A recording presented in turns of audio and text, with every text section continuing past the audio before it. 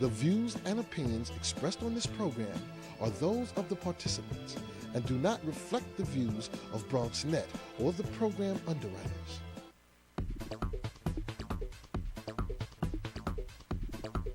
BronxNet. Your voice, your views, your vision.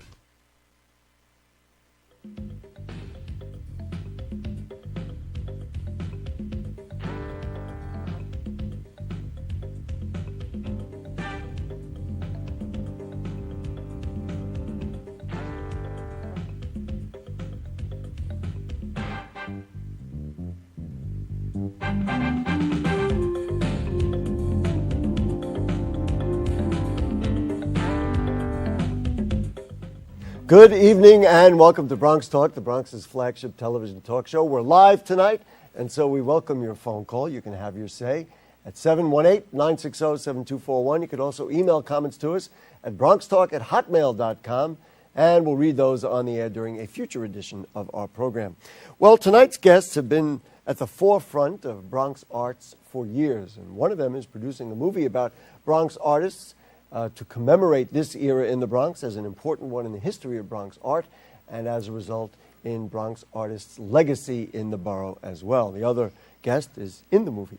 Please join me in welcoming photographer and videographer now, Marisol Diaz. Good evening. Thanks for joining us. Good evening. Thanks Welcome for back. Always nice to have you. And from the one-of-a-kind graffiti group, Tats Crew, it's Bio. Good evening. Thanks for joining us. Thank you, Gary. Nice to have you back. Well, Marisol, it's exciting. And if you hang around Marisol Diaz or you're a Facebook friend, you can't help but notice that she's like, oh, this is so exciting. And every time I go out, I meet more and more artists. Tell me about this project. Well, you know, this project, I would say it started 7 years ago. Mm-hmm. You know, it's one of those projects that you store away, you think about it, you write a grant, you get the grant, and you just take off with it. And that's what happened with this project. What was the idea behind it? Like, what was the idea that you said, gee, this I've got to do? Well, the idea has to do with the fact that everyone runs to Manhattan to look at art, or now Dumbo. And Bronx artists aren't recognized. And they're tremendously talented, and they're strong people, they're amazing people, and they have stories to tell. I wasn't going to wait for someone to depict us. I figured we needed to do that for ourselves and not wait for someone else to recognize us, but we need to appreciate who we are, and that's how that started. This is an old Bronx story, and it goes back to even, you know, and we've talked about this for years on this show, that Freddie Ferrer saying, don't dump on the Bronx. Exactly. And we have so many groups and organizations on our own because we were tired of waiting for others to do it. Bio, do you get this sense? Is it like a struggle? Now, you guys have done well, so I know you get some attention, but do you get the sense that many of your colleagues don't get the attention they deserve? I definitely believe that. I mean, there's so much talent here in the Bronx, coming out of the Bronx, and they don't get the recognition as an artist who's emerging from, say, Manhattan, Lower East Side, or like Marisol said, Dumbo at the time. You know, I think for the most part, Bronx artists are overlooked, and there's so much going on here, but what's lacking is no one's recognizing, no one's documenting, which is, I think, what Marisol did, and it's important. And, you know, and shows like yourself, which promote a lot of the local talent, are important. You know, I want to get into this, and we've had this private discussions and public discussions. We've done it on the show enough. And Bio, I'll start with you. What about the borough of the Bronx inspires artists and makes such unique art and artists? You know, we have inventors in music, and we have people like yourselves who really have started a whole new era of artwork. What is it about the borough that does that? I mean, and Marisol, hang on, because you're going to get the same question, because Marisol, of course, has been a photographer for years. I mean, I think what you need to figure out, you don't have a lot going on in the Bronx, so a lot of times you have to get creative to make your surroundings, your environment interesting. So from nothing comes, the creativity. You start to think, you start to work with friends, just like hip hop had its birth here, where, with the music in the parks, the dancers, it all just came from kids having all this energy, the youth having all this energy and no way to express it. So, this is just, the Bronx is just all these people full of energy finding an outlet for it, whether it be carving, whether it be painting, dancing, spoken word. I don't want to assume too much because we've been friends for so many years, and certainly on this show watched you guys do what you do. For folks who don't, and I'm reserving that question for you, so don't go away. For folks who don't know what Tats Crew does, I know we have a couple of things, yes. And you have a and what you just described is really what happened with you. It's a very interesting kind of upbringing and an interesting start, and distinctly Bronx. So let's show some of the visuals. And why don't you tell us how Tats Crew got started? Well, we got our start early on in the early 80s, doing the subway graffiti. We came up, during those times painting, and over the years... Not legally. Right, of course not. Yeah, we were sanctioned by the city to paint. No, it was all done illegally as kids when we grew up in New York, watching it on the subways, of course. And as we got older, it's just something that we continued to do. And then I would say in the mid-90s, we began painting outdoors in the streets of the Bronx, and that led into something else where people were now recognizing us and can put a face. So you started doing the subway, and I'm just going to hold up. We showed a piece of the calendar. Some of the images. This is their gorgeous calendar, and it's so Bronx, if you will. But so basically, you did this because this was your expression, but then somebody somewhere convinced you that you could do this legally and make a living at it? Right. It's something we stumbled upon. It was sort of like a mix. After being busted a number of times? It turned around. The way it came about was that landlords noticed that the work we put out was being respected by the guys in the street. They would paint their property, and the very next day they would have tags and stuff. So they, in an effort to combat the graffiti, they commissioned the graffiti artists to do murals for something that would stand the time of. And so this calendar is a depiction of murals that are where? All over the world? Yeah, there's something from Hong Kong there. There's a backdrop we did for the show In the Heights when they did their national tour. There's a project we did for Nike for LeBron James. There's a few. It's so exciting, and it's so Bronx because you took something that was not legal, that was original, and you legitimized it. Yeah. Right, Marisol? Exactly. That's what we're talking about. Exactly. So then the question for you is the nature of life in the Bronx, and you as a photographer and had managed Enfoco for so many years. Tell me about the Bronx and why it inspires artists. For me, I'm actually born and raised in the Bronx, and I'm from the Castle Hill projects. So very young, you kind of invent things to go somewhere else. And for me, that was art. It was drawing and painting, and then I went into photography to try to understand the surroundings and why we live the way we do. As an escape, in a way. Exactly, but also to understand. Mm-hmm. I use my documentary to understand human behavior in society and how things are the way they are. For instance, documenting my fellow artists. Mm-hmm. I want to feature them because they do matter. And I understand how society is pushing them aside and so forth. Next week, we're going to do a show with musicians from PS 76, and I make the point during that, because we pre-recorded it during the show, that this is why we need to not de-emphasize art in our schools, but we need to emphasize it because children who may need a way of escape may not find it through science and math, but if they find it through art, they'll do better in science and math. I mean, it's too easy. And emotional as well. I also teach photography to junior high school kids and high school kids, and a few parents have come up to me and said, you have no idea how much of a difference this has made to my child's life. Wow. Again, it's not going to be a surprise to me, and this weekend we're kind of doing a 2-week thing on Bronx artwork, and next week you're going to see these children. We have a huge concert band that's going to be here. It's just amazing. All right, movie time. Now, I'm not allowed to say, but the working title is Portraits of Bronx Renaissance Artists, which she thinks is too long. It is. But Part one. But it tells a story. Do you want to set it up? The first one we have is Ricky Flores. Tell me what it is we're going to see. Well, Ricky Flores was in the Bronx. He was shooting in the Bronx in the 70s. He was a teenager. So he was around and can remember all the... shooting meaning photography. Photography. Yes. You know, the Bronx in the 70s. In the 70s, that's what I was shooting. We know what... there's other kinds of shooting. No, it's visual. So he remembers the Bronx in that time very vividly. He also moved out of the Bronx to Westchester because he had a child at a daycare center, and outside the daycare center there was a shooting, and he had enough. So he works at the Journal News. He lives in Westchester, and he's come back to the Bronx, and he's re-understanding his life. So this particular scene, we're at the roof of his old building, and he hasn't been to that building in over 20 years. So you sat down and he told us the story. On the roof. And we're going to hear it right now. So, ladies and gentlemen, Portraits of Bronx Renaissance Artists, Part 1. Puerto Rican descendant, living on the streets of the South Bronx, and more aware through my photography of what was taking place. And with that, growing knowledge, I began to explore why it was happening.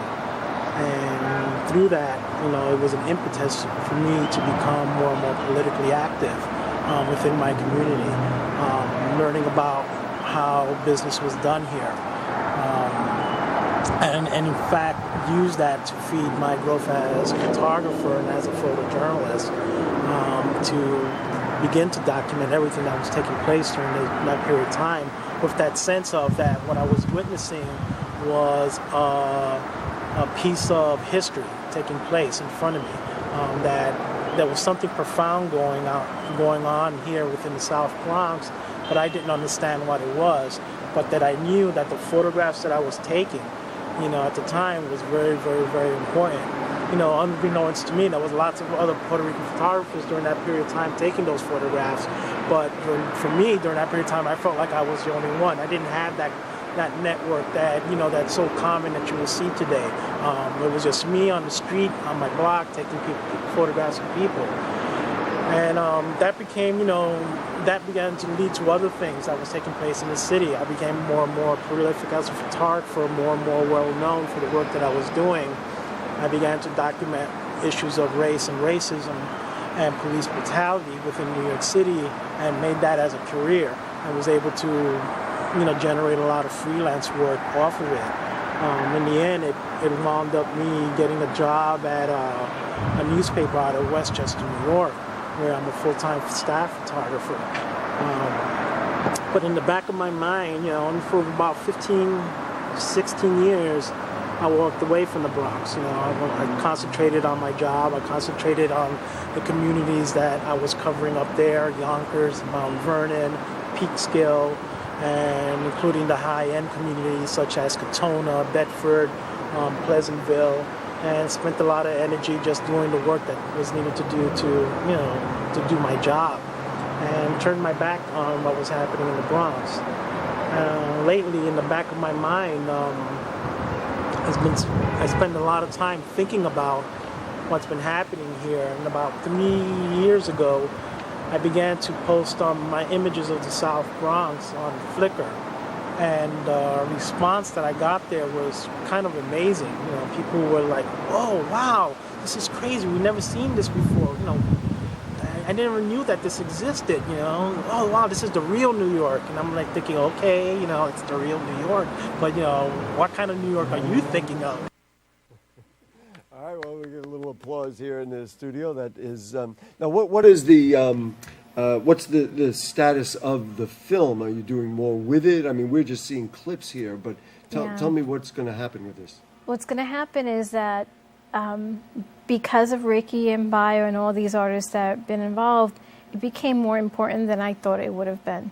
I'm going to remaster it. I'm going to add more clips to it, more interviews. Seems like you'd want to put up some of the photographs and things like that. Well, we had a show back in June, and Bio was on the panel, in the first panel. But what I'm looking towards is really expanding this so that it can travel to the Bronx and maybe even film festivals. It's just too important to stay isolated. It was interesting hearing the things that he was saying. Yeah. There's a whole, I wish he was sitting in front of me because, my thought is to ask him questions. But there's a whole lifetime of stuff in there about where he grew up, what his impressions were. And then when he went up to shoot places that were maybe a little better to do than the place he came from, he found that the Bronx was really the place that still had electricity. Yeah, I videotaped him maybe 2 times, and they were about 5 hours each time. So 5 hours? Yeah, I mean, I told him that... I'll do a half hour here. I said to him that I don't want to hang out with him anymore. He's my friend, and I'll tell you why. We he met family or friends of his family, and that he found out were all hit by AIDS. Mm-hmm. So entire families were wiped out. And it was all being tells revealed. as much of a story as, exactly. as just about anything else. Yeah. Was he one of the artists who came through Enfoco? He actually is an Enfoco member and advisory board member, so I know Ricky for 10 years. 10 years. But this is, this is the community that you folks have lived and worked in. Yes. And I guess it must have been great when Marisol called up and said, hey, you want to tell your story? Absolutely. I mean, I'm familiar with a lot of Ricky's photos, actually. We had never met, but most of his photos have a lot of our friends in there. Like people, we look at his photos and we're like, oh, and we're pointing people out that we know. So Ricky's definitely been there from the beginning and captured a lot of that time. And what you just said defines, again, a lot about the artist community, because you all know of each other and you all respect each other. And thankfully, Marisol has put something together here. All right, next we have Melissa Calderon. Tell me about Melissa and set up what we're about to see. Well, Melissa used to work for the Bronx Council of the Arts. Right. And that was a few years ago. But Melissa was one of these artists. Do you remember the Haven Art Gallery? Of course. The one on Ryder 149th Street, the very first one, she was involved in that. And she and Wanda Ramundi Ortiz were at the forefront of developing the art community in the South Bronx. So it was so important to interview both of them. But I have Melissa here today talking about life in the Bronx as an artist. All right, ladies and gentlemen, from Portraits of Bronx Artists, I've cut out the word. We will present Melissa Calderon.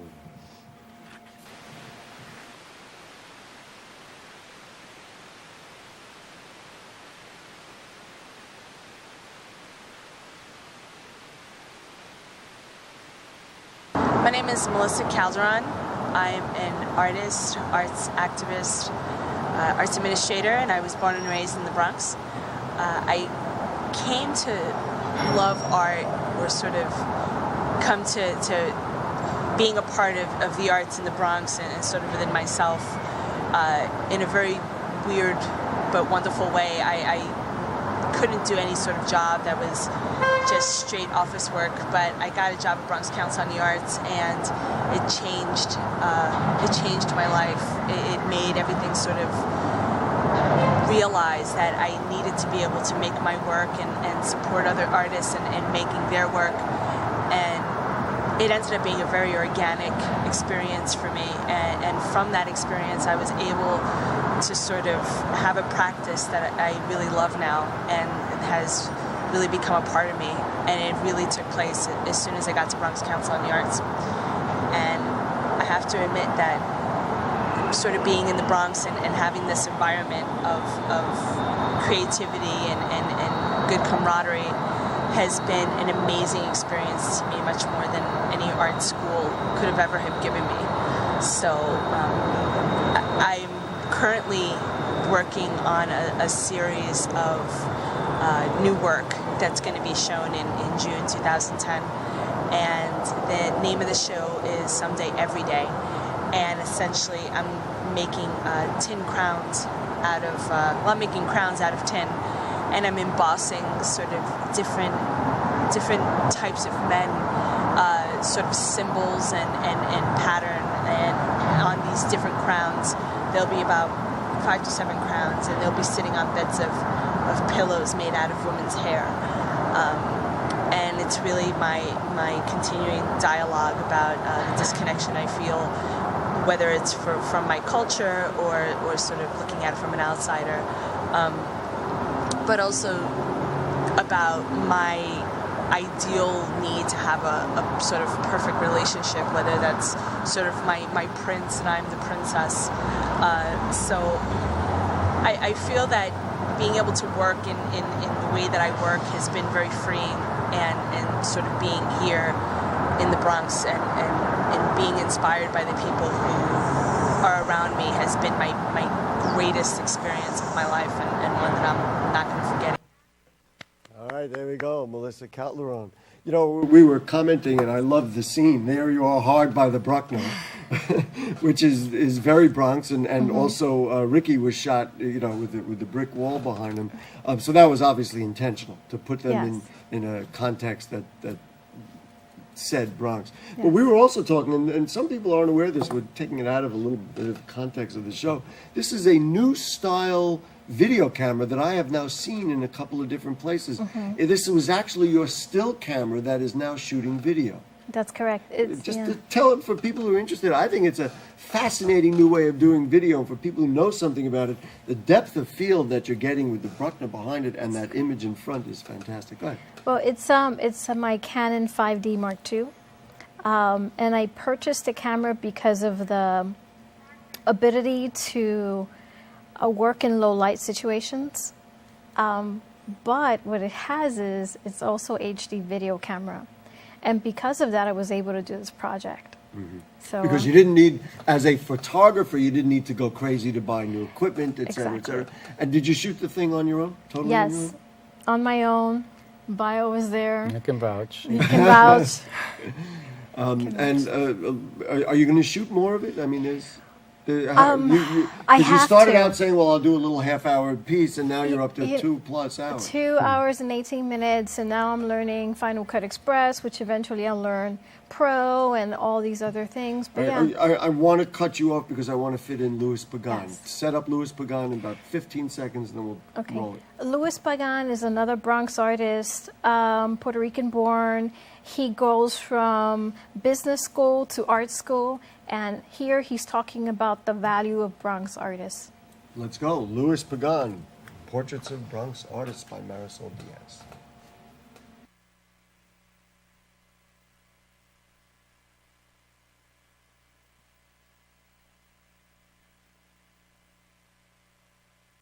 Luis Pagan, abstract painter, 38 years old, Bronx artist. Born in Arecibo, Puerto Rico. Lived in the South Bronx all my life. Grew up in, well, first it was, grew up in a building in Brook Avenue, which doesn't exist anymore. And then we moved to 141st Street in Cypress, where I lived for 16 years. And then we moved, and my parents bought a home to 137th Street and Bruckner Boulevard. So right now, we're in my studio on 3rd Avenue, right off the Bruckner. So, and I currently live on 157th Street in St. Anne's. So definitely very important for me to be a part of the Bronx art scene because I know this area like the back of my hand.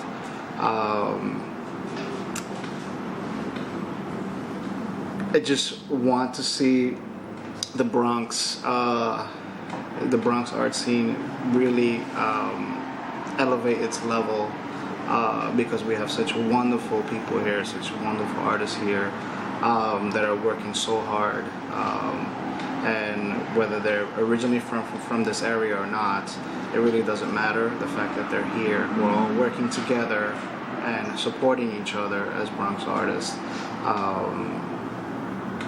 So that we can continue to work, and the creative energies and the flow and the connections and the networking, and I'm very grateful to be part of the Bronx Council on the Arts, where they're very much in the mix in the Bronx art scene. I work for them. I'm the IT manager, and it's kind of like two sides of the brain. I'm a technical guy, but I'm also an artist and a painter. The Bronx borough is not a shining beacon when it comes to the rest of the city, but it actually is, in my eyes. It is. People talk about other parts of the city that are, where the art scene is, but for me, which is fine, but we can be that way too. And that's our job as Bronx artists. So we have to work together to make it the scene that we want it to be. All right, there you go, Louis Pagan, another artist that was documented in this bio. I want to ask you about something that he suggested there, and you would know it firsthand. Now, again, you guys have done well. Are Bronx artists starving? Are they having 2 jobs? Is there enough in art in the Bronx to be able to make a living? I mean, if they don't do what you guys ultimately did? No, I mean, I don't think there's enough. I mean, there's definitely starving artists in the Bronx. I mean, even... But they keep going. They keep going, of course. Their passion is, there. But even for us, that we've been doing this now, we've been painting 30 years, we've come across hard times. It's not... the road isn't paved with gold. It's just, hard Is uphill it more climb. difficult now? I'm sure you feel the economy, people who may have hired you for a big mural is now saying, well, if we do, certainly we're not paying what we used to pay. Yeah, and number 2, we may not do it at all. Yeah, absolutely. A lot of the agencies that we've dealt with, a lot of their departments were cut. They're not spending the money as freely as they once were. So, yeah, we have definitely in the past, say, 2 to 3 years have felt, Marisol, contact information for you, for artists and others who say, I want to know more. How do they get to you? info@marisoldiaz.com. It's very easy, and there it is on the screen, and there's your website as well. And so what's next for this? What are we looking for next? Next, a book by December. About these same people? Their portraits will be in the book. Wow. Getting some Bronx... curators, some Bronx prominent people to write in the book about these artists as well. That's what's in the future. It's just the beginning, I suppose, even though it seems like it's a culmination in a way because you've put it all together, but there's so much more to do. Bio, say hello to all my buddies over there. I will. Down in the Hunts Point and the Tatscrew. And Marisol, thank you so much. And, thank you for having me. Whenever you have stuff, we got willing eyes and ears here on Bronx Talk. We appreciate you joining us. Folks, if you have further comments or questions on anything you heard or saw on tonight's show or anything going on in the Bronx, then email them to us at BronxTalk@hotmail.com, and we'll read those on the air during a future edition of our program. Archives of Bronx Talk available at blip.tv. Just search for Bronx Talk.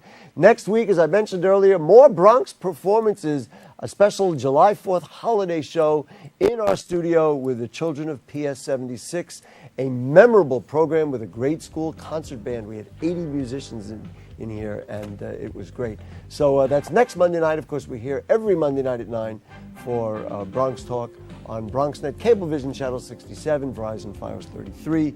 Special thanks, of course, to producer Jane Folloro, and to you, good night.